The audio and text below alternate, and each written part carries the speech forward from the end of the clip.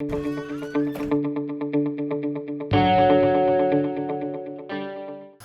c'est aujourd'hui encore un partenariat stratégique d'excellence auquel Sa Majesté le Roi veille personnellement.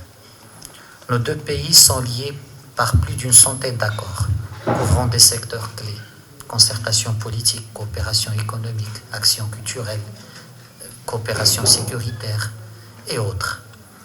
Mais nous ne pouvons et nous devons encore œuvrer pour hisser ce partenariat à des niveaux d'ambition, au niveau d'ambition de Sa Majesté et de Son Excellence le Président. C'est ce que nous avons discuté tout à l'heure. Et je pense qu'on a 2 ou 3 décisions importantes à mettre en œuvre. D'abord, celle de la réactivation du groupe d'impulsion économique qui a été mis en place à l'occasion de la visite de Sa Majesté le Roi au Sénégal en 2016. Deuxièmement, le renforcement de la formation comme un élément clé entre les deux pays. Jusqu'à présent, on avait 170 bourses.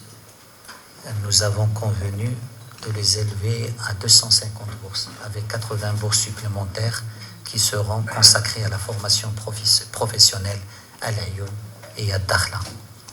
Et nous avons bien sûr convenu de multiplier les visites sectorielles pour nous permettre d'identifier des actions, des projets et de coopération dans les différents domaines. Nous avons également convenu de renforcer la concertation politique entre les deux ministères sur l'ensemble des questions régionales et internationales. Et enfin, nous allons pousser le groupe d'impulsion à une logique de coopération gagnant-gagnant, comme la veut Sa Majesté le Roi et le président Macky Sall, où le secteur privé des deux pays doit agir avec une perspective de donner ce modèle de coopération sud-sud, cher aux deux chefs d'État. Les accords ou le cadre juridique, je pense qu'il est largement étoffé. Nous avons plus d'une centaine d'accords qui couvrent tous les domaines. Ce qui est important aujourd'hui, nous avons signé aujourd'hui même 3 autres accords qui s'ajoutent à cet arsenal juridique.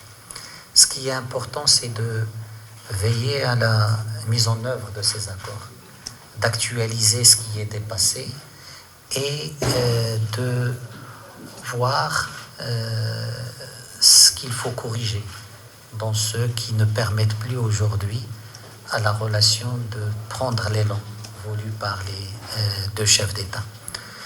Donc sur l'ensemble de ces questions, je pense que nos instructions sont claires de la part des deux chefs d'État et notre ambition est la même pour que cette relation reste le modèle inégalé de la relation intra-africaine, de la relation sud-sud entre deux pays unis par plusieurs siècles de relations humaines fortes.